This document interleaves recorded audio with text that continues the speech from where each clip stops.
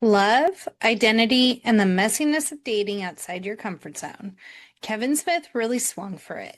It's heartfelt, it's flawed, it's chaotic, it's chasing Amy.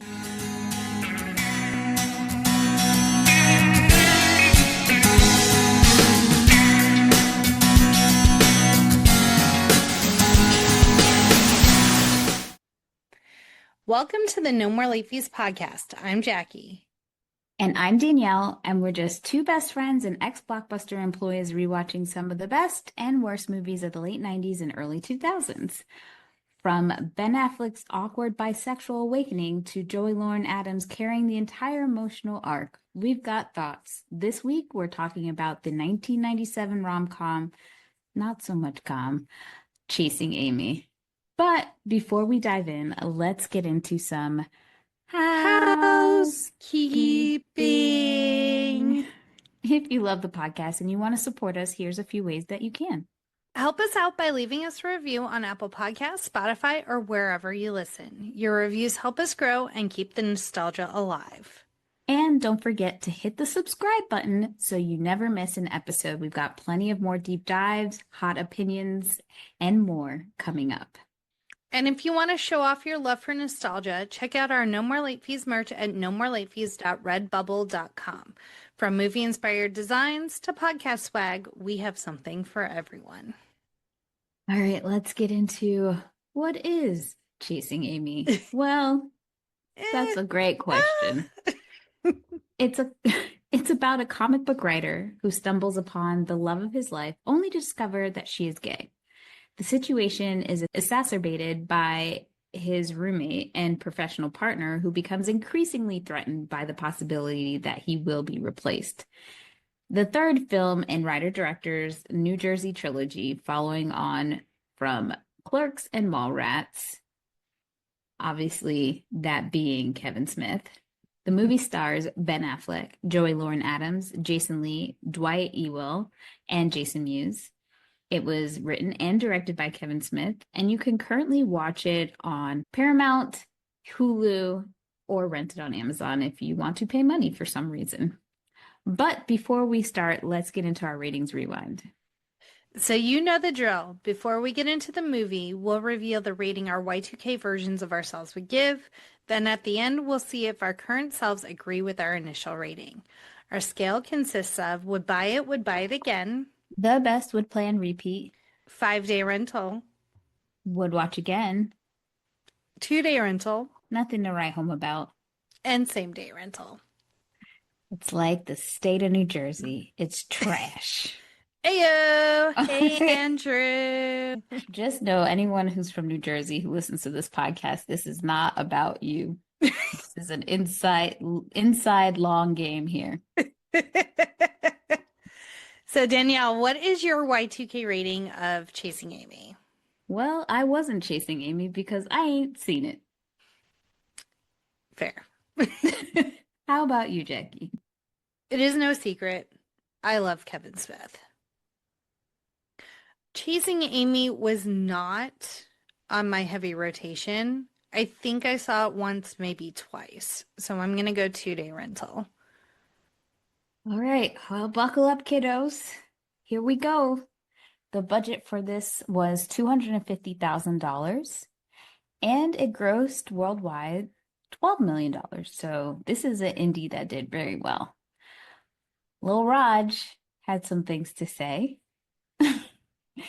Roger Ebert of the Chicago Sun-Times gave the film 3.5 out of 4 stars, saying, while the surface of this film sparkles with sharp, ironic dialogue, deeper issues are forming, and Chasing Amy develops into a film of touching insights. Most romantic comedies place phony obstacles in the way of true love, but Smith knows that at some level there's nothing funny about being in love. It's a dead serious business in which your entire being is at risk. Ebert believed the film was an improvement over Smith's previous effort, Mallrats, and he added that Adams was a discovery. Well, before we get into the cast and crew, let's hear a message from our pod pals.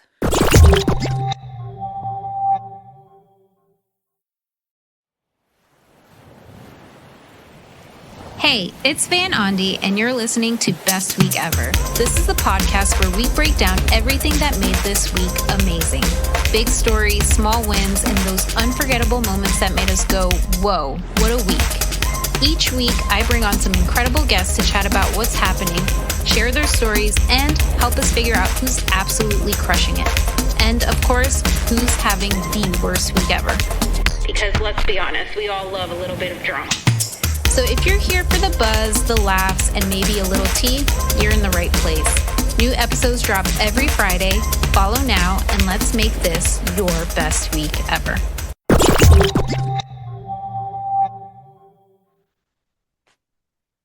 Oh, well, we know that he had $250,000 to make this movie, but initially Miramax offered him being Smith, Kevin Smith, a $2 million budget on the condition that he cast David Schwimmer, Drew Barrymore, and Jon Stewart as the leads. So Smith rejected the offer in favor of his $250,000 budget that he got with the cast of his choosing. And he chose his boy Ben. And I think, like, as he was writing this, he thought of Ben. Mm-hmm. And obviously at the time he was dating Adams, so that was like a no-brainer. Yeah, I feel like he wrote the movie with these three actors in mind, and we will get into those actors as choices in a bit. But one of Banky's hecklers at the beginning of the movie, accusing him of being a traitor, is Ben's younger brother, Casey, who we try not to mention that much. Listeners, listeners, if you're new to the show, there are a few people that we have we just know we're going to have to talk about them because they were in so many movies in our time frame. Casey Affleck being one, this also being a Weinstein movie because of Miramax. So it is what it is. We'll probably won't even call them real names. We'll probably say horrible things about them. It is what it is.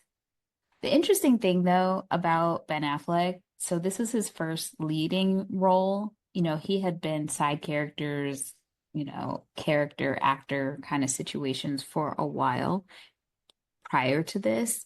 And I think in some of his interviews, he talked about how it was really hard for him to get cast as the quote unquote leading man because, like, he didn't have that look about him, I guess. Mm-hmm. And he's very, like, tall. It's just like a whole thing.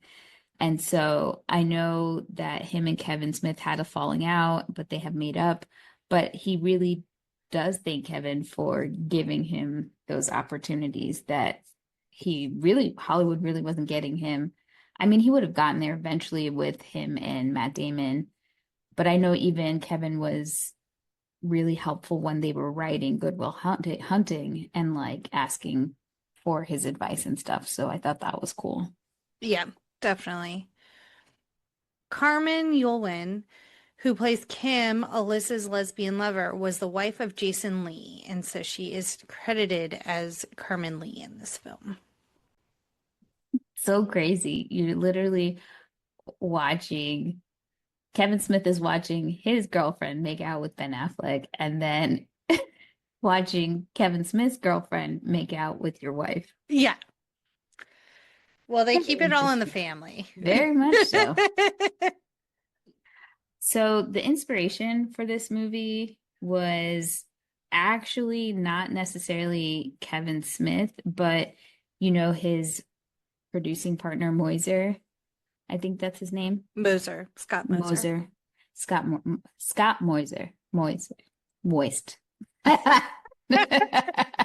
Anywho, he met a director named Turner.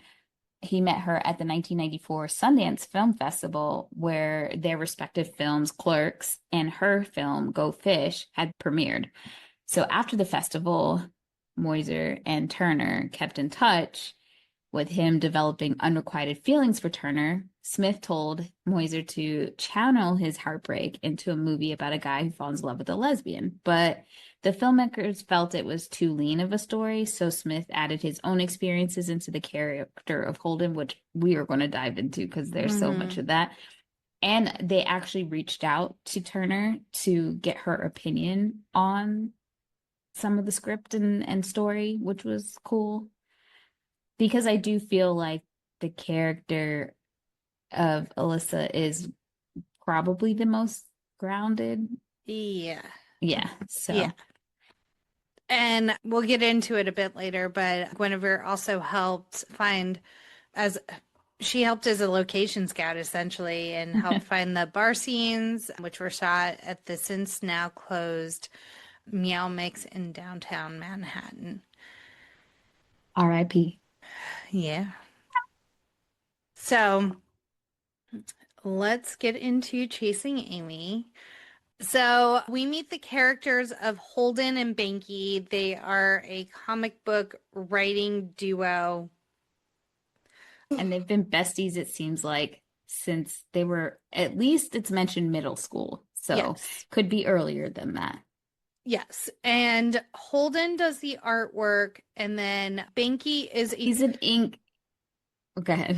yeah, well, like it's an actual thing. I actually have a friend who does this as a career, and they literally line all of the comic books, shade in everything. So it is a thing, but we immediately see Banky is just Jason Lee does this great thing that I love where he goes 0 to 60 in like a millisecond. And so he immediately is heated. And obviously, this is the cameo by Casey Affleck where they're like, you don't really do anything for the comic book. You're just a tracer, blah, blah, blah. And he's immediately like ready to jump over the table at them. And so we can kind of see he's quick to react. I wouldn't say he's a hothead, but like when he's triggered, he's triggered. I think he's a hothead, but the only reason that he pulled back was because Holden before the show said, yo, don't start with your shit. Yeah. So I think that was him trying because I do think that he is ready to go anytime. And Holden's the only person who could literally get him gathered together. But what I do love about this scene is that it shows, you know, Kevin, we all know Kevin Smith is like a diehard comic book fan and has incorporated it in pretty much every movie he's ever had. But also, you know, everyone knows about Comic-Con and all the stuff, but back then it was not for the general public in that same way. No. Not that people couldn't go, it's just that people were not, it wasn't a thing that everybody knew about. So I thought it was really cool that he kind of showed that aspect that this has been going on for a long time. Yes. This is not new. So yeah, and the the correct phrase is inker, and that's what he was getting mad about was that they were calling him a tracer, which is, you know, very rude because it's a beautiful skill to have. Yes. And then and the comic book Holden and Banky create is called Blunt Man and Chronic, based on Jay and Silent Bob's alter ego superheroes. So we see them later in the movie getting that residual money from those characters, which then feeds into Jay and Silent Bob Strike Back, where it's being made into a motion picture. And so these very like with a lot of stuff in Kevin Smith's movies, there is a lot of carry throughout the View Askewniverse. And even later on, we get some mentions of previous characters we've seen in Clerks and Mallrats. Shortly after this scene, we see Holden and Banky go to a panel discussion where we're introduced to Hooper X. By far my favorite character in the entire universe. 100%. Yep. I think one of the critiques I've always given Kevin Smith movies is the like this man is from New Jersey. He's not from some podunk place in the middle of nowhere. So the lack of diversity in most of his films is just like dismal in my opinion. Yeah. So you've got Dwight, who's in this movie. You've got Rosario Dawson, who's in Clerks 2, pieces of Clerks 3. And then you've got Chris Rock Chris Rock as Rufus. in Dogma, Hmm. also makes a cameo in Jay and Silent Bob. And then I believe also Tracy Morgan is in that movie as well. I'm trying to think. Don't recall anybody in Mallrats, and there was really no one in Clerks. I don't know the more recent stuff. So if I can count them on my hand, Yeah. it's an issue for me personally, mainly because he has so much range in his storytelling. So Yes. I just it sucks, especially when this character was so fun. Why wasn't he in any other movies? I think he appears briefly in either Jay and Silent Bob Strike Back or Jay and Silent Bob Strike Back reboot. Is the reboot because I would have Okay. remembered him being in the other one. Clearly, I was counting. And we've talked about this before. That's not to Yes. say that white movies can't just be white movies. That's Yeah. fine. But if it's in New Jersey, New York, I have the same problem with like Sex and the City. Yep. The first one. They're trying to make it better in this second version, I guess. I watched the new episode last night. Oh. So yes, we meet Hooper X, who is like a vigilant, black centric, black power artist who makes a black comic book, and he uses Banky and Holden. Holden to kind of put on a show, theatrics, essentially. So he goes into this like whole thing, and so they start questioning him essentially so that there's like this back and forth. He goes into a whole diatribe about Star Wars and how they're trying to take the black man down with Darth Vader. It's one of the funniest things I've seen, honestly. And he's not wrong. No, he's not. It was a very interesting take. Didn't see it coming from that perspective. And then it gets so crazy because Banky says something, I don't know, and he pulls out a gun and Yes. shoots him. And everyone runs away. And then we find out that it's all like some sort of skit, I don't know. And then we realize that just Hooper is full on gay man, Yep. but feels like he has to put on this whole other persona, which is so interesting because a lot of Black people talk about code switching, Hmm. and he is code switching within code switching, which is Yeah. like wild. And he talks about it later in the movie about how hard it is for him to be a minority within a minority because he's a Black gay man. So he feels like he has to put on because he couldn't just be a gay man, gay Black man to put this comic book together without his own community being weirded out by it, as Yeah. well as the wide net community because he's gay and Black. So he's putting on this persona of like Black Panther X, essentially. And this is the first example of many where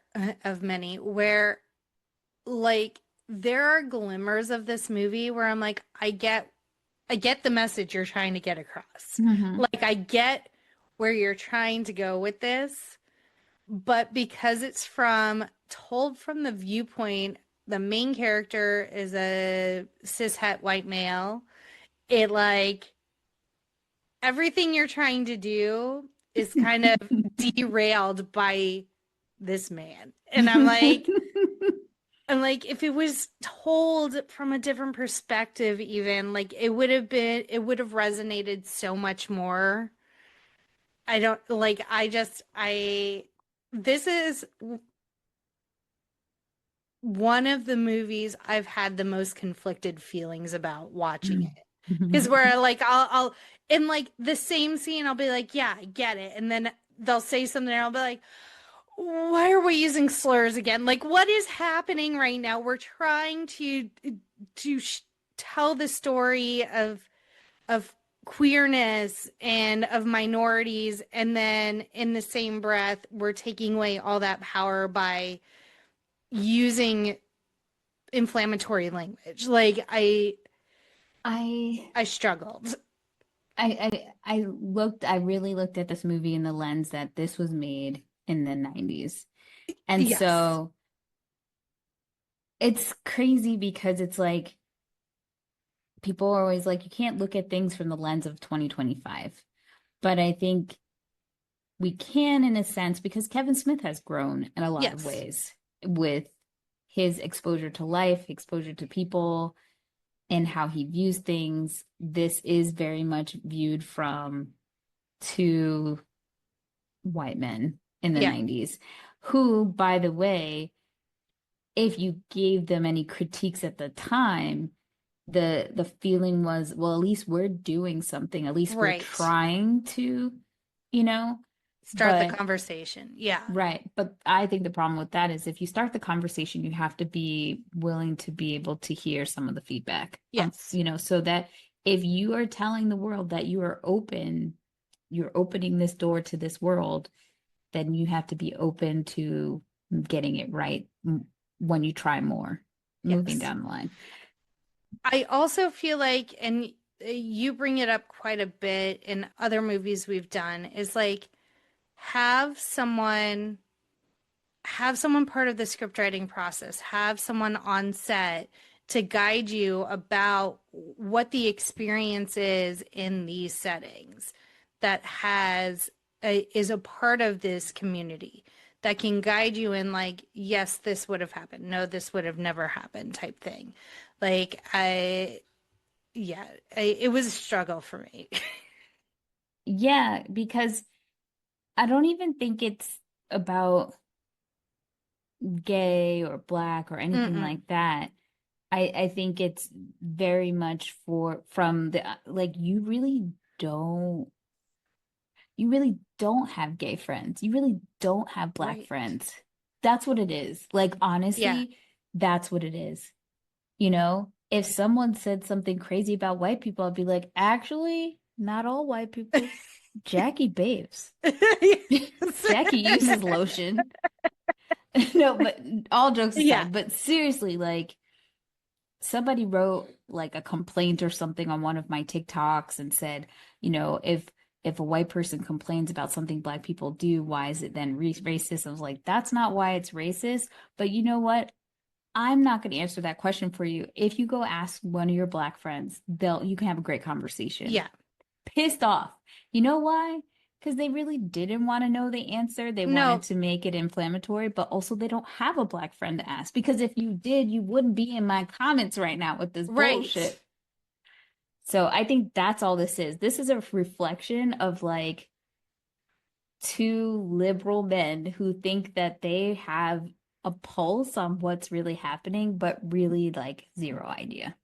And that was kind of because I read a couple of articles and apparently there's a documentary. I didn't have time to watch it before we recorded, but there's a documentary out called Chasing Amy. Mhm. And it was from the perspective of a queer person thinking like this movie really spoke to them when they were young, and then kind of other people's reactions to that, other people from the queer community and their experiences with this movie. And so I'm very interested to watch it. I just haven't had a chance. But I think you hit on a couple of things. I think like there is that subsect of the nerd community, like you said, that thinks they're liberal because they read comic books and they're made fun of and they're in this little minority, but really they have the same biases as a lot of more conservative people do. And like their ideals, and especially later on in the movie where Holden is rejecting Amy because of her past sexual experience, Right. then like yeah, you are really conservative in that way if you're not willing to understand that everyone has a past. Everyone explores sexuality differently. And because it wasn't what you imagine, because you could kind of romanticize, oh, she's just been with a ton of women and that's kind of hot, that it doesn't fit your narrative. And so you're rejecting it. Yeah. I mean, I think the other thing is again, because they didn't, I mean, they did talk to Turner, so I'm sure she gave insight. Hmm. But also at that time period, a lot of the language that we have now and a better Yes. understanding of the spectrum of sexuality, we didn't have, I mean, I think bisexuality existed, Hmm. but I don't think the full world was using that terminology. So Yes. I think looking back at this movie, another problem was trying to put things in boxes, right? Yes. Like, and I think a lot of bisexual people probably struggle and still struggle with the idea of people not understanding what they're feeling because Yes. everyone feels like they have to be one or the other. Even now, we know pansexual, like, there's just so many more terminology and understanding and people to speak about, again, the spectrum of it all. And I feel like Holden was really okay, like you said, to feel like a unicorn because also Hmm. men love to chase. I mean, it is Oh called yeah. Chasing Amy. And so to get a lesbian to switch teams, quote unquote, that is like a big get. But Holden also was extremely insecure. And I know a lot of Kevin Smith said Holden is the most like him. He grew up Hmm. Catholic, probably, you know, pretty maybe sheltered in a Yeah. sense in his worldview. And so he was, like you said, pretty conservative. So if he's saying Holden is the most like him, I think even his reaction to her and her Yes. past was freaking him the hell out. And Because, that's probably at surface level, like where the chase really began is like on like some level it's like, oh, this is this unattainable goal. She only likes women. I'm gonna get that, you know? right. Because when we meet her, it's Hmm. because she knows Hooper and they kind of meet in passing and she goes Hmm. kind of like away. Well, because she is on the panel with Hooper because it's like a minority Right. uh panel that they're holding, and she even makes a comment like, I'm never gonna be on a panel with you again if you're gonna pull this shit. I didn't even get to talk. And so that's our first introduction to Alyssa. And then Hooper clocks right away, like Holden is interested, and like Right. Hooper's willing to watch the mess. Right. Hooper should have said from the beginning that she was a Yes. lesbian, but he doesn't. I think they all like interact again. They go to a bar after, I think, the Comic-Con thing. Yeah, I think Amy tells who because I think Alyssa. Hooper's or I'm sorry. Yeah.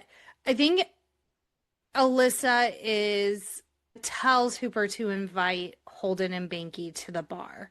And Hooper works at the bar, if I'm not mistaken. He's a bartender. Um, I guess. I don't know. I feel like he was behind the bar. Maybe not. But So yeah, they get to like talking and stuff like that. yeah. And I love this whole scene where she's pulled up on stage to sing and Holden thinks like she's singing to him, but there's a woman right in front of him. But I think this is two separate things Is it? because they go to a bar, they play darts, whatever, and then she leaves. She leaves the bar, and Holden is like smitten. And then the Okay. next day, Hooper calls and says, hey, you want to come out to the city? And he's like, no, we have a meeting tomorrow. I don't really want to. But he's like, well, Alyssa told me to ask you guys. And then all of a sudden, he's ready to go. Got it. And he tells Banky, like, I'm gonna see you later because I'm gonna sleep with this girl. She's like in love with me. So he's looking at it already from a different perspective. Hmm. And Banky's like, nah, I'm going. So they go to the city, they go to the Meow Mix, and that's where he sees Alyssa again. And when he goes to hang out with Alyssa, Banky is hanging out with Hooper, and they constantly are fighting with each other. And Hmm. mainly because Hooper thinks that Banky is closeted Yeah. and won't like acknowledge that because he has some homophobic things that he says constantly within the Yeah. movie.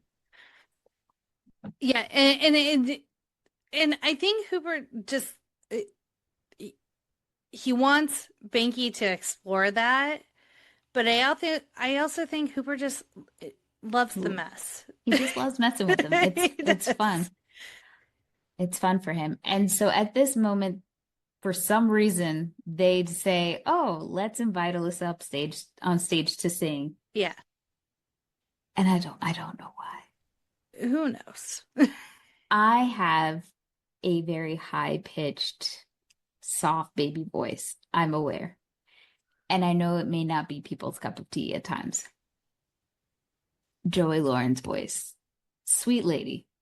It was Yes, hard for me. because it's high and soft, but it's also raspy. Yeah, maybe.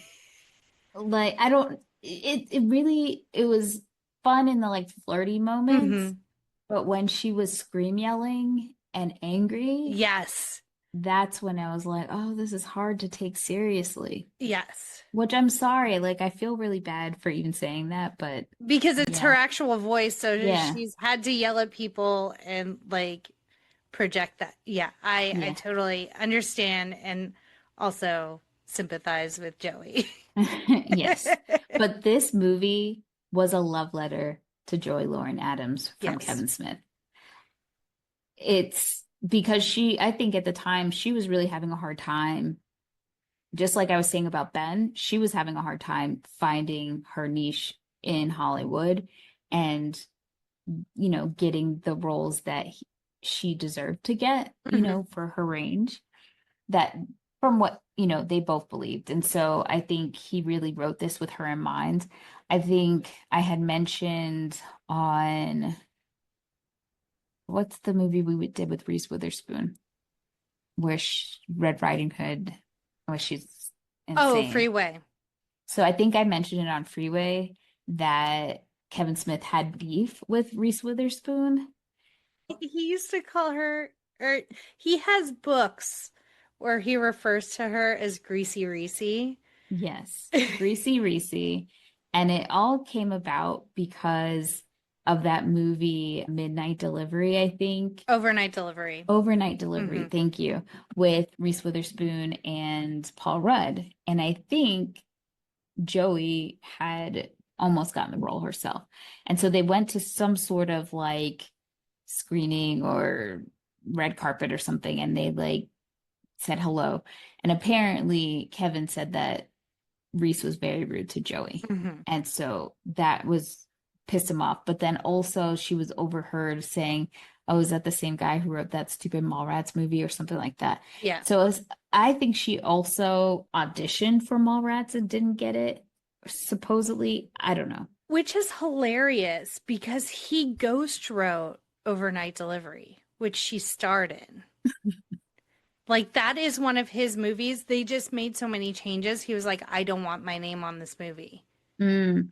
I think she knew that, and that's what made her even say that. So like he already was like thinking she was like a little bitch. And so he talks about him and Scott being at a hotel bar with Selma Blair. And we know Selma Blair was in Cruel Intentions with Reese Witherspoon and they Hmm. were friends. And he was harassing her to get Reese Witherspoon's address so he can egg her house. Now, this was right when Reese and Ryan Phillippe they just had, sorry, my microphone You're came out. When good. they just had their baby. And he was like, "I'm not scared of no fucking Ryan Phillippe. No hate to him. He's cool. But like, I fucking hate that girl at Edgar House." So he was really trying to get her address out of Selma Blair and then decided to not do that. So, Yeah. and he wrote And a whole blog post about it. yes. Yeah. And Joey Lauren Adams was also kind of caught in the the Weinstein crosshairs, because this was produced by the Hmm. Weinstein brothers. And so she was going through a lot, which is, I believe they go into some detail about that in the documentary Oh, Chasing wow. Amy as well. Like he was trying to sexually harass her. Yeah. Like Did there Kevin know? I don't know. I have to watch the documentary. Well, oh, sorry. Well, I think it's so crazy that to me, I want to judge people and just say like you guys knew this was happening, but I also think that it's so embedded into like the core of Hollywood. It's almost like this is normal. This was so normalized for all these people. So here you have these men because like Ben Affleck dated Gwyneth Paltrow. You Hmm. know she went through the shit, and she is a nepo baby. Like her parents have clout in Hollywood, but But she still had to also endure that. sometimes, and I'm not saying that Gwyneth Paltrow's parents did this, but Right. sometimes children are offered up Right. in I don't Hollywood. think her parents did I that, don't but think so yes, either. 100% agree that the parents are co-conspirators in the sick sense. But, you know, I look at Ben, I look at Brad Pitt, Hmm. because Brad Pitt not only dealt with it also with Gwyneth, because it's been said that he went up to Harvey and said, leave her alone, and then still work with him when he was with Angelina, and Angelina was really upset because she too had been harassed by him, and Yeah. she Brad knew, and she was like, how could you work with someone like that? So it's just like an endless cycle. Rose McGowan has talked about Ben Affleck knowing the situation, and he claims he didn't, but like, did you not? Like, you guys were in it, like Yeah. for real. So it's just really sad. The whole industry's just sick, sick, sick, sick. Yes. Anywho, back to the so we're now at the Meow Mix. She's singing. We don't know why. Again, love letter to his girlfriend. So go ahead and sing, baby. Fine. And then she says this is to to a special person. She doesn't say their name. Holden's bitch ass, you only talked to her for 2 seconds, Yeah. really. But he's like, oh, that's me. And this is giving 500 Days of Summer. This is the prequel to 500 Days of Summer, essentially. Because why that man thinking it's about him? And he was rocked. His whole life was rocked because when she got off that stage, she started making out with this girl and he didn't Yep. know what to do. And he finds out, oh, baby girl's a lesbian. But what I do appreciate about Holden to an extent is that he just kind of lets it, he's like, okay, you know, we win some, lose some, Yeah. and lets it be. But instead of like trying to say, oh, well, I'm going to turn it around, he kind of Yeah. was just like, I don't know why I keep pulling my mic out. Yeah, and so you see, like, Holden still is interested in getting to know Alyssa, even though he knows that she's a lesbian. She doesn't, sh- she, at this period in the movie, is more just love the one you're with. She's not tied down by relationships. So, and she makes it clear from the beginning, like, I'm only interested in women, but they do start a very deep relationship. They have a lot in common. They're from the same area of New Jersey. And so they just start hanging out together and they're having fun. And this is where I'm conflicted on Banky because I completely understand that, like, your friend has a new relationship, even though it's not a sexual relationship, and you're kind of just left by the wayside. And Yeah, not only that, this is your business partner that's like abandoning you when you need to go to meetings and things like that to just spend time with this girl. right. Who, because he called it out. So in some ways, I feel like he put doubts in Holden's head, but in Mm-hmm. other ways, he was just calling it like, my dude, this is not going to end well. This Right. woman has lived a different life. You think you're ready for it, but you're not. Also, he probably at the time thought he was being friend zoned, and it's not friend zone when the girl told you she was a lesbian. Yes. So my thing is that I feel like Holden falls into the nice guy trope kind of thing Yep. where his intentions were never pure because Agreed. If he was like attracted to her and he was like, I can't, I want to be with her, he probably should have just left it alone because what's the point? You can't be friends with her. Which goes back to a question I've asked before on this podcast, which is, can men and women be friends truly? And my answer to that is yes, men and women can Yeah. be friends if the woman is not attracted to the man in any way, if the man is not attracted to the woman in any way, or they're Yeah. both not attracted, or two are married and you just have respect for that. Exactly. Yeah. I completely agree in that. Because if you put people in situations, it is what it is. Yeah.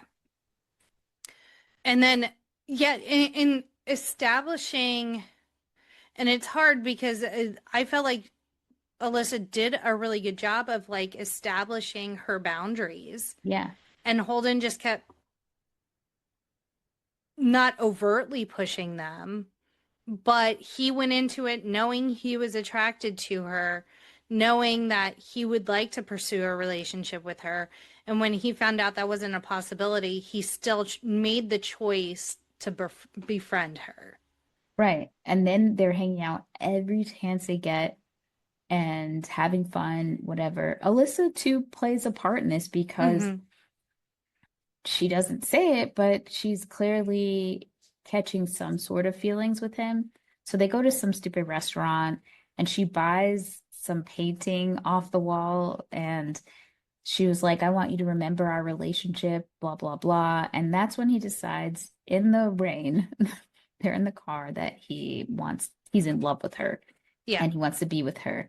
And she gets really upset with him because it's just like you're ruining everything and you're unburdening yourself to burden me, where this is not my deal. Yeah. I told you who I was, and you essentially try. I think the problem here is not that Holden has a crush on her, Mm-hmm. but the fact that Holden prioritizes his own personal needs instead of respecting who she is. Yes. And I think for a lot of people, being a lesbian, being gay, it's not some decision that they've made. This is Yes. who they are. And so Holden is not really respecting that. It shows like he doesn't understand. Yeah. Now, albeit she's bisexual, Yeah. we don't realize that. And maybe she's awakening to that there is this, spectrum for her. Mm-hmm. But in that moment, Holden is disrespectful to that. Well, and I think it's also she has that internal conflict of like she has probably been attracted to him the whole time too, but she's gone through this personal sexual journey to come to this like not decision, but like realization that she's a lesbian. And she, like you said, she's trying to stay in that box because that's where she feels most comfortable. And now this person is coming and kind of derailing that. Right. And she's gone through such a journey to get Yes. to set, like she just knew something wasn't right or like there was Yes. something missing. And so she did she said a lot of experimentation and things to figure out what exactly was like that missing piece for her. Yes. And so she thought it was being a part of the lesbian community, but Holden now has shifted that reality for her. And that is, but what I do think is interesting is that instead of her pushing him away and like leaving, they jump right into like she turned when he told her that, she ran out of the car. She's like, leave me the hell alone in the rain. Mm-hmm. And he goes back to the car. And before he can get in the car, she runs to him. And I was like, what is happening right now? Y'all can't be serious. I was like, oh, this is not happening. And like there was so much, like I wanted to take a picture, but I was by myself when I was watching this, and I was just like, this so much. But clearly this is from a straight man's perspective. Like Yeah. I don't see this happening. But we see it so much in media, like so many times when we're introduced to a lesbian I'm talking about 90s and 2000s. Yes. they are then like bisexual. Yeah, or You make know, an exception for right. this one person. And I'm not saying that that's not a reality. I'm saying it happens a lot in media because what's talked about in this movie by Hooper is that it seems that it is more acceptable for Hmm. consumption for two pretty lesbian girls to be together, so quote unquote, than it is for the full spectrum Right. of lesbians. So yeah, they get together. You see them the next morning because remember, I think we missed this, but he leaves Banky at the train station Hmm. to go hang out with Alyssa for like a long weekend or whatever, because she's gonna come from the city to New Jersey. I don't know. Yeah. And so now he's coming back home and he is shocked. But this is more than like, this is my best friend.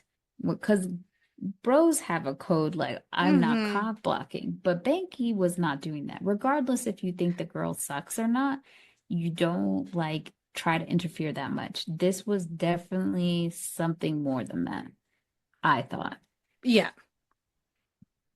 Yeah, So there he's was pretty upset. definitely like a thread of jealousy Hmm. through his tirade, but I do really love that he's like, I just want to sit on my couch and watch TV. Because, like, we've all been there. Like, I have these expectations in my head. I have my snacks. I'm coming home. And then Right. all of a sudden, like, it's not that. And you're just like, And why were they not in his room? yeah. And why is everything torn up? Like, why It's is super. everything always so, like, physical? We have to destroy things. Maybe I've never been done right, but I've never.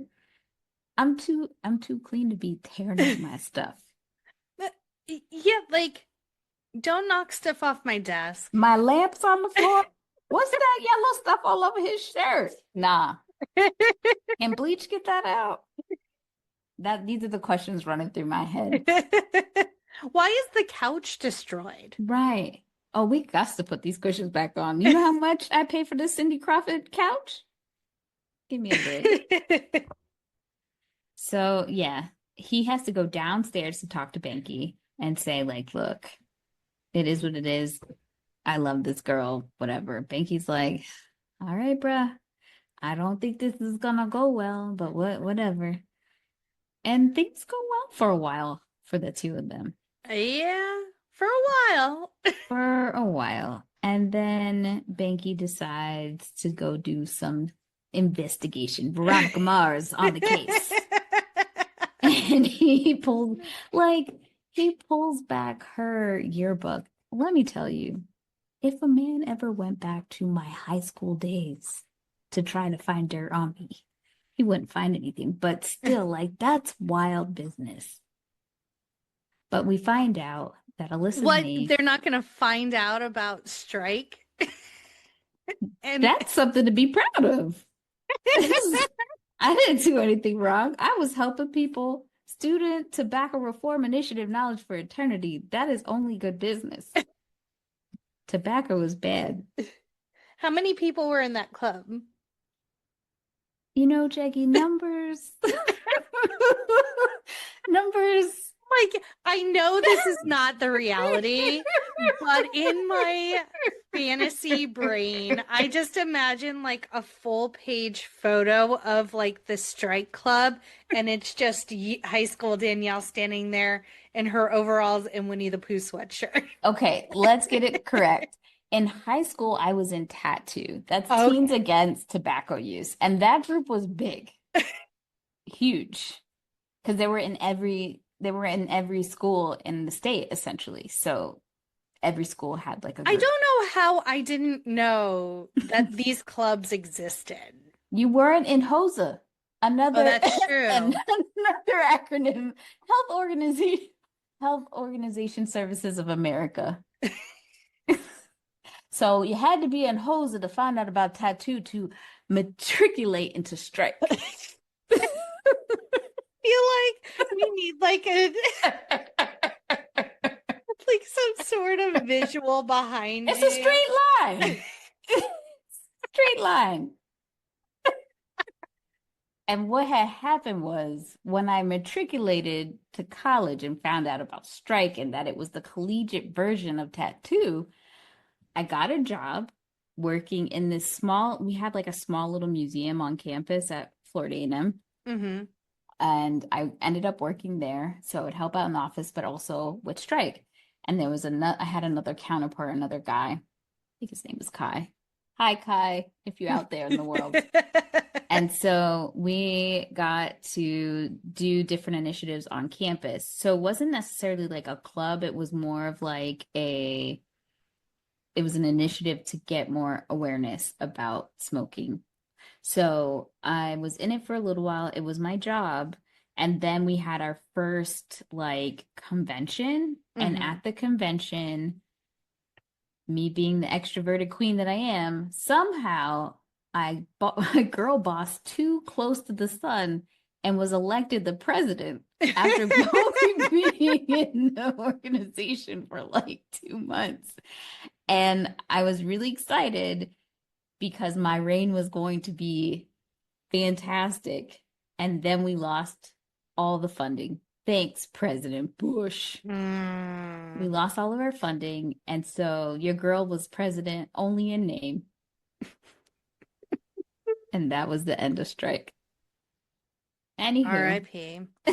So, yeah, so Banky does recon and like learns the story about why her senior photo has finger cuffs under it. And it's essentially because she and these two guys used to hang out after school all the time because their parents were never home. And we find out from her, like, her parents were very absent. And so that kind of, it didn't completely lead to her sexual exploration, but it was opportunity for her to explore it. exactly. And so it was these two dudes, and like essentially one whipped out his dick. And so she's like, okay. And then she starts going down on him, and the other guy starts fucking her. And so she was like a Chinese finger cuff. And so that rumor spread. And so Holden, and this is where the problem begins. I have to say this, any real man who is secure in themselves and their relationship, this whole question, like I've noticed, like maybe the younger generation is really about what's your number. Mm-hmm. What do they call it? I can't remember what it's called. I'm not young, but they're obsessed with the number. And to be honest, I have never dated a man who asked me what my number is. Same. And if I did, I'm not dating that man. Red flag. That is weird. Yeah. Do you think I want to ask a man how many women he slept with? All I care about is, have you been checked? Let me see them papers. Do you got diseases? That's it. Do you wear your house clothes in the bed? In the bed. Absolutely not. Also, do you have, like, I want to know if you have children, out there in the world, that kind of stuff. And I think this is like, we as females always get the like, you like, don't let things go. You perseverate on things. Like, men do it too. They just do it in a different way where it's more acceptable by the patriarchy. Like, yeah, your woman should be a virgin and you should be the first to do like, but who you sleeping with before, like, you're going around de-virginizing all of these women that are now ruined for other men. Like, it doesn't make any fucking sense. It's stupid shit. But I remember what it's called. It's called a body count. Look at me. Oh, okay. Which is that's wild what the business. youths call yes. it? Oh. Yeah. I knew the term before, but definitely because I'm a Love Island girl now, they definitely used it in one of the games they played last season. Last season being the first season I ever watched. But yeah, body count, crazy. So Holden gets so in his head. So at first, when Banky tells him about it, he's like, hell no, I'm the only guy Not Alyssa's my Alyssa. right. And Alyssa said, I'm the only guy she's ever been. Let me tell you, fellas, women always be lying about stuff because we know your frail male egos can't handle really the truth. So we're not always going to tell you exactly the truth. Was that the best you ever had? Yeah, baby. Probably not. And the older, Today? Sure. sure, the older your lady is, the less likely that is the case. And, and I'd be crazy to assume that I'm the best you ever had. We've all had a fun weekend in Cancun, you know? So who are we to judge this? Really? As Fair. long as you can be like intimate with your partner and share things with them and you're having a good time. And, I do believe women should tell men or men and women and women, whoever you are with, Hmm. that what you like and you don't like. I think you should talk about that. I don't think you should fake it or any of that kind of stuff. But yes, I'm going to lie to you. I'm going to lie to you and tell you it's the best I ever had. It's the biggest I ever had. It's wonderful. Love it. You'll never know. Yay! So Holden also he's got to work on his timing because he decides the breaking point is at a hockey game. And this is after he talked to Hooper, who tells him, "Do not get hung up on this shit. This Yeah. girl has lived a different life, but it has nothing to do with your relationship right now. She has Yes. chosen you. The girl was a lesbian and she is with you. What is the problem?" It's because he can't like romanticize other dudes railing his girlfriend. He could Yeah. romanticize women all day long, but if she's had a male sexual past, and I think because it seems like it wasn't brought up prior to Binky informing him, I think he thought he was the first man that Because she she's told had. him. She told him he was. Because when they Oh, had that conversation about virginity and stuff like that, it's kind of implied that she's never, quote unquote, been penetrated or something like that. got it. But also, when he's like, why him? She just says that he's special or whatever. She already knew he was too fragile to Yes. hear the truth, quite Yes. honestly. And so she does cop to that when they had their fight, that I should have told you the truth. But it doesn't even matter because if she had told him, he still would have probably acted an ass. Yes. So he like essentially, but he doesn't even just ask her. He's like beating around the bush, like asking all these questions. And finally, he's like, if you're asking if I got railed by one dude while sucking another guy's dick, yeah, yeah, it happened. Like, what of it? Like, why are you asking me this at a hockey game? Why are you asking me this at all? We all have sexual pasts. Right. Like, what the fuck? And so then they leave the hockey rink, and this is where she has her screaming scene, which is so good. And Joey Lauren Adams is so good in this movie. Yeah. And like you said, it's just she can't come up for air during the scene. It feels like, which the emotion is there. It's just, I think partly it's Kevin's monologue writing. Yeah, there is. Uh, I mean, it's not as bad as SLC Punk, but there was some monologues there for was some sure. monologuing, but it is so raw and emotional for her, and she just keeps coming back to like, why does it matter? Yes, I probably have explored sexually more than most, but the end of the day is I'm with you. I chose you. Why does it fucking matter? And he just cannot get past the fact that she's had all of these experiences. that he never had. And he Yes. talks about like he didn't realize how little he knew Mm-hmm. or how less experienced he was, and it intimidates him. He does own up to that he is intimidated by that, but it really doesn't excuse that he's villainizing her, Yes. you know? For having a past that we all have. But villainizing her from the sense, and we, like you said, not because she could have said she slept with a million women and he didn't care. Nope. It was the moment that he realized it was men that Yes. she slept with. So what I really get from the scene too is that she's so in love that even though she is so pissed and just disgusted with his behavior, that she's still almost fighting for the relationship. Yes. But they part ways here. He goes home. You see him drinking vodka. Banky sits down next to him and he's like, girl, stuff. And he's like, yeah. And this is when I was really like this with my hands over my face because this movie took a turn that I'm actually surprised how much this movie is talked about online and stuff like that, that I did not, that I was still able to be surprised with Yeah. this insanity.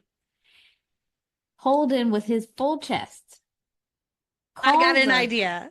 right, call, calls up, tells Banky, tells Alyssa, have a seat.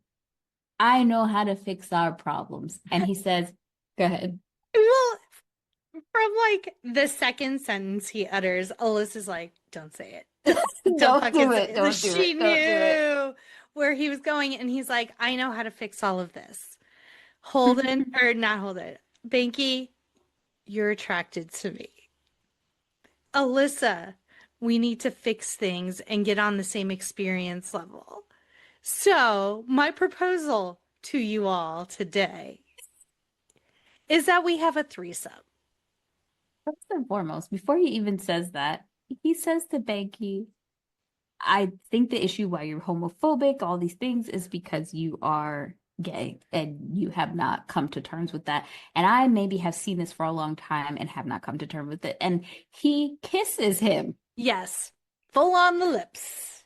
And it's like, ooh, again, I did not see any of this coming at all. So I'm like, I thought he was just going to say, Banky, I know that you like me more than friends. Like, my dude, we're always gonna be friends, but I don't feel that way. I for Yeah. sure. But I did not see that he was like, yeah, we've been in a relationship this whole time. Let's just try to see what happens. And when he says, like, let's do this threesome, I love this scene because everything I was feeling in my head when I was like, no, no, no, no, no, no, no.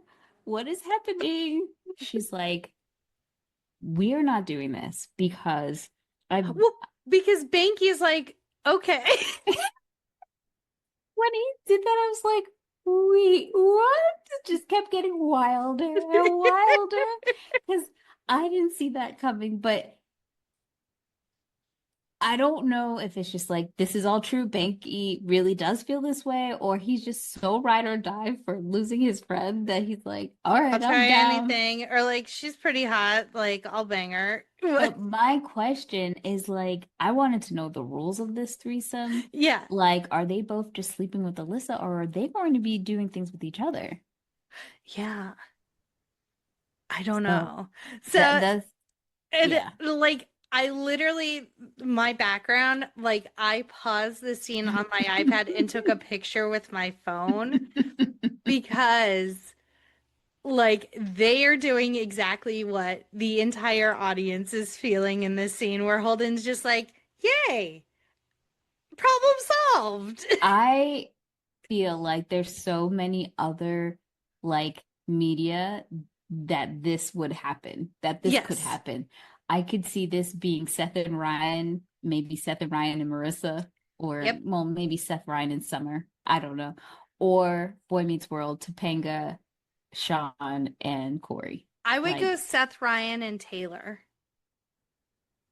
yeah, yeah, I could see that too. I had another one. Who was it? Where it's just like Oh, where the like Schmidt, Jess, and Nick. yes, yes, I could see that too. And Schmidt 100%. would be the one to suggest Yes, it. 100%. But like I can't see Schmidt not having CC. I think they'd be a square for sure. Yeah, that's true. So I I, also think Jess would say yes for C. yes, and Nick would be like, okay. No, I don't think I I think think, Nick would object for a while until he would be like, all right. Winston would be down. I could see yeah. all of them doing it. And I could So, see the Friends cast doing it too. yeah, Even like Ross and Monica are very weird. there are some episodes where you're just like, Y'all are siblings. Anywho, they have to be reminded of that at times. yes. So Alyssa, I think this is the part if a woman helped write any scene, it was Alyssa's response to this proposal. Right. Because essentially she says, Banky is like, yeah, I'm in. And Alyssa's like, no. And then Banky's like, oh, thank God you Thank said God. no. But Alyssa's like, I am so hurt because you are proposing that you share me with your best friend. And I am so in love with you, I can't imagine sharing you with anyone. And before she even got to that, I love how she started off by saying, I have been in these situations. It could be we're in the midst of it. I make a different moan than maybe you're used to. And you think all Yes. of a sudden that me and Banky have like some secret thing happening, and then you start spazzing out. Or me and Banky do hook up and we really like each other and we leave you. Yeah. Or, so she gives him all these scenarios of like why this logistically is not the safest way to go. And even after all that, that's when she goes into like, you have hurt me deeply by looking at me as some sort of piece of meat, essentially, that Yes. can be shared, and you would want to even share me. Like, you can't even get over your stupid shit. It would be one thing if he'd be like, I would like to have different sexual experiences like you've had. I Have could, it a yeah. So essentially, Alyssa walks away. She's just like she can't handle Holden not being able to come to terms with her sexual past, and now to layer on top of that, he doesn't even value her enough to keep their relationship sacred between the two of them. very clueless, very like naive.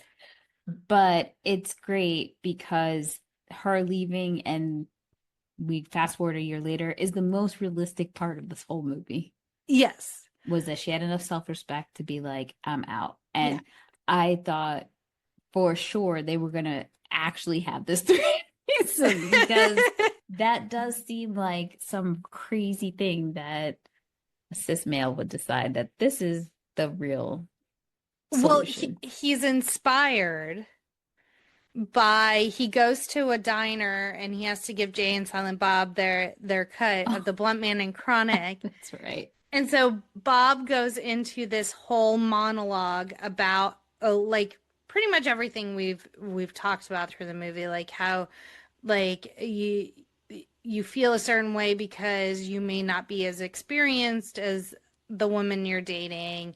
And essentially, that's where we get the title for the movie, and Holden gets the title for his comic because at the end, Bob said, I was chasing Amy.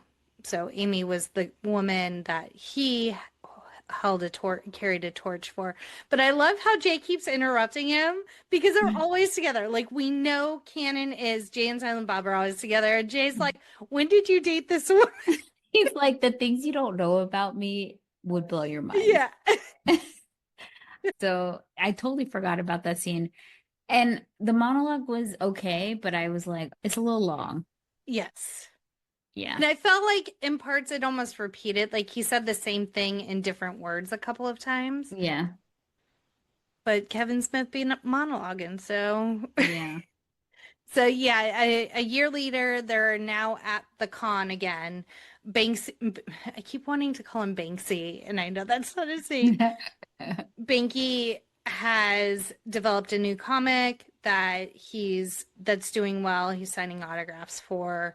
He's at one table. he and Holden have like this weird, Conversation with no words. It's like the drive me crazy conversation yes. where it's just like point, Mm, mm, wink, look over shrug. there, Uh-huh. cry face. It's just nonsense. Finger Like, guns. why aren't you all? So I think the reason this is happening is to imply that after that situation, their relationship also fell apart because we Yes. learned that they killed off Chronic in the comic books, which makes it like you got to end it, Yeah. apparently. So, yeah, it looks like those two, their relationship wasn't be able to be repaired as well. Yeah. But he does kind of point that, hey, there's Alyssa. So Holden goes over to Alyssa and she's signing autographs for her new graphic novel and or comic book. And she realizes it's him. There was a girl sitting with her. She leaves to go get something to drink. And the emotion that Joey was able to show in this Hmm. scene.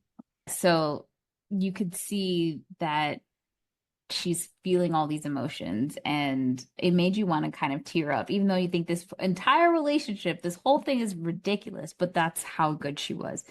And so just her carrying this film on her damn back makes total sense why this film was reportedly just 2 votes away from an Academy Award nomination for Best Original Screenplay according to Kevin Smith's podcast. So that would have never happened if it wasn't for her. She No. did the heavy lifting.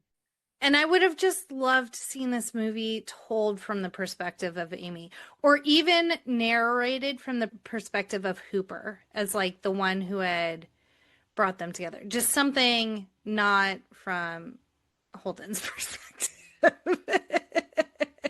No, Holden did not deserve to have any of that. No. And so, yeah, they part ways, and that is Chasing Amy.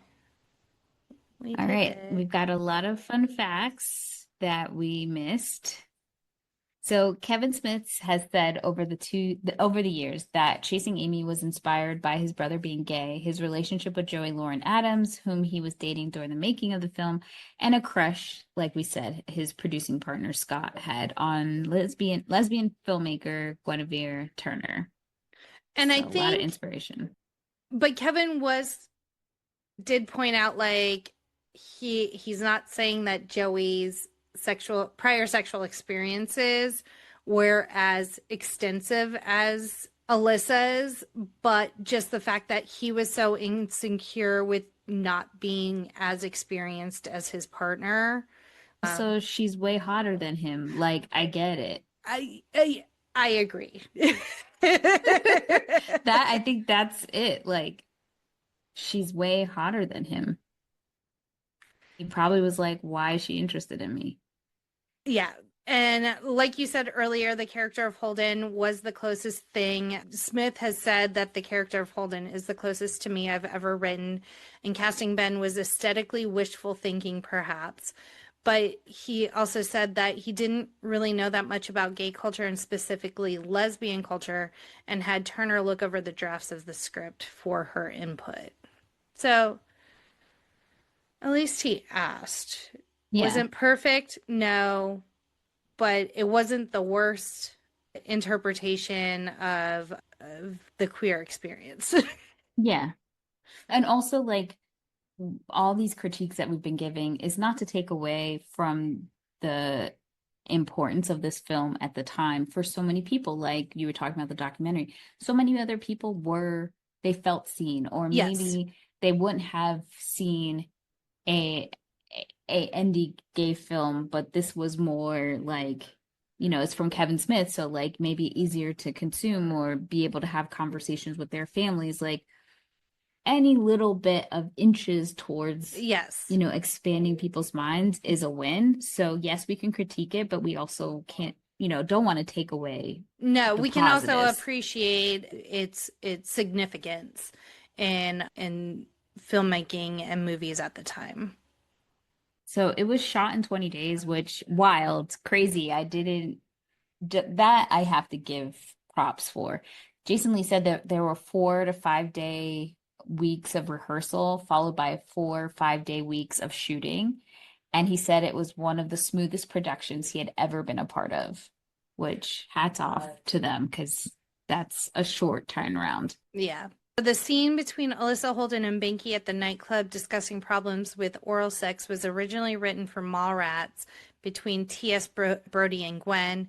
Brody and Banky were played by Jason Lee, and Alyssa and Gwen were played by Joey Lauren Adams. Okay. Well, speaking of Mallrats, before Mallrats came out, Kevin had written this movie as a teen flick in the same vein as Clueless, taking place in high school with Ethan Suplee, who had a cameo in the beginning of the movie, as one of the leads. Since Mallrats failed at the box office, this film's setting and premise changed. And thank God for that. Yes. I think, thank God for that. Not that Mallrats did bad, but that this went in a different direction. Yeah. And like we said, there's always mention of previous characters in the View Askewniverse. So during the argument between Alyssa and Holden outside of the hockey game, Alyssa mentions that she had let Shannon Hamilton videotape them having sex, only to have him broadcast the video on their college campus cable station. Ben Affleck played Shannon Hamilton in Mallrats, where he also is videotaped having sex with Alyssa's sister Trisha, no less, and it's broadcast during a dating game show in the local mall. So he had it happen to him, but he also did it to her. What a Yes. slime. He was a slime in that movie. He was. So I know I talked about Joey singing in this. Apparently, she wrote the songs that she sings, and it was originally a country song, but Kevin Smith requested that she pump it up a bit. And that reminded me that one of the first places I ever saw her was on this 90s show called Second Noah with James Marsden. Yes. And she was like a teen mom, but I believe she sang on that show. Like she was in a band or something, if I'm not making it up in my head. And we know Jason Mewes struggles with substance abuse. So according to Kevin Smith, Jason Mewes was high on cocaine when they filmed his soul scene for the movie. And then also when Jason Mewes recorded the commentary track, he often fell in and out of sleep. I like how it says like a narcoleptic. Holla, narcoleptics represent. Due to his drug addiction, and Kevin Smith stated that he was thin, dirty, and barely conscious when they recorded it. So this was it seems like the height of his use. Yeah. And then we find out like he was in subsequent movies, I want to say Jay and Silent Bob Strike Back, that was the catalyst or Kevin's essentially bribe to get Jason clean is you can only be in a movie if you get sober. Yeah. Yeah. Well, Chasing Amy was released by the Criterion Collection, first on Laserdisc in 1997, then on DVD in 2000. And it also includes audio commentary from the cast and crew. So that's cool. Yeah. I think, Love it. no, Dogma's not in that as well because can't get that shit on DVD. Hopefully that's going to be done. It's being out released. If not out now, out soon. Oh, okay. He did get the rights back to it, and he's actually doing his where he travels around and the shows tour. That's Q&A. It just wasn't in a city I was going to be in, unfortunately. To see it. Yeah. Well, before we dive into our ratings, just want to remind everybody you have opinions, questions, thoughts, hit us up at No More Late Fees on Instagram, Facebook, TikTok, Twitter, YouTube, Threads, and Blue Sky. And Jackie, now that you've watched the movie again, what's your rating? Like I said, I really struggled because some parts of it are like, yes, like we need to have more discussions about this. And then in the same breath, it's like, it's completely derailed by Holden just being a man. A man. A man. So I am going to go 2-day. I don't have the nostalgia for it. I recognize its importance and how important it is to people. It's just not going to be on my rotation. Yeah, it's a 2-day for me. And a lot of that has to do with Hooper. Hooper X. I want a t-shirt that says Hooper X now. It's not the worst. It's not the best. So that's what that's what we got. There we are. Yeah, if you have any feedback about Chasing Amy, any of the movies we've done for Pride Month, want to discuss your experience with the film, watching it in the 90s or on the rewatch, hit us up at our quick drop 909-601-6653. Twat us at the Twitters, hummus at Threads, Butterfly in the Sky at Blue Sky, and you could be featured on a future episode. Pride Month continues as we celebrate with the Robin Williams classic, The Birdcage. I always think of Hank Azaria and his no shoes. And it makes me giggle every time I mental image it. And as always, be kind and rewind.